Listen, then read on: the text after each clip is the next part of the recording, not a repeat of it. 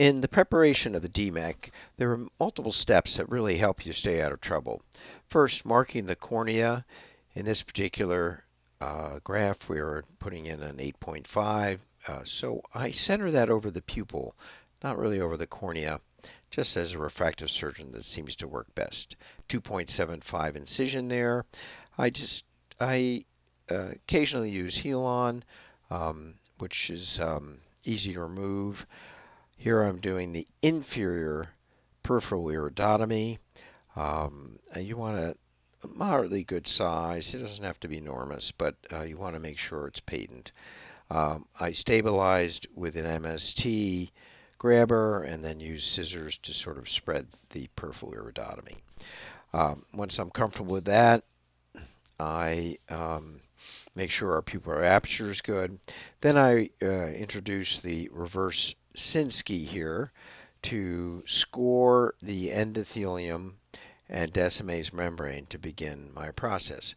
As you notice, I use a side port illuminator, the Siepser Endo Illuminator, which really helps me see the folding and the removal of the Descemet's membrane. Here it's coming out in one nice large piece, which I then extract at the inferior wound here. Once I'm sure of that, I actually go around and use the intraocular grabbers to remove any strands. Sometimes little striations and things come off the endothelial side of the stroma, and you can remove those. And sometimes cleaning it with an IA handpiece helps to remove any residual Descemet's or debris.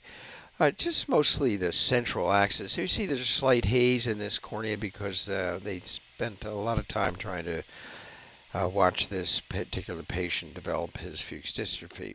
The Guder tube is introduced and the graft is injected in its scrolled form. I'm always tempted to just go forward, but time and time again, if I start hydrating without closing this wound, occasionally that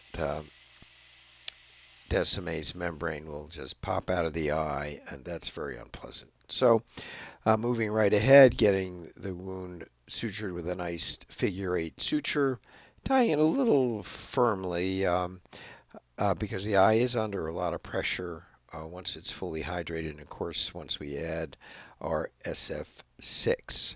Here I don't let the chamber get too deep, and I don't worry about too much, a bubble or two here around. And I then sort of hold down one side of the graft and look for my letter S. And here it's not quite centered the way I'd like it, so I can reduce a little bit of the fluid. You can see the edge is not where we need it.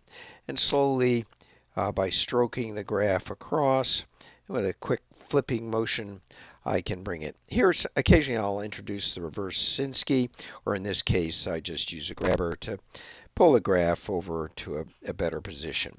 Sometimes hydrating a little bit above the graft to make it more mobile can help. And here it looks like we've achieved a tiny centration that seems to work well. I inject a little air just to stabilize things, and then in this particular case, I'm putting in Trimoxy intraocularly, a nice steroid, and my SF6, and I'm done.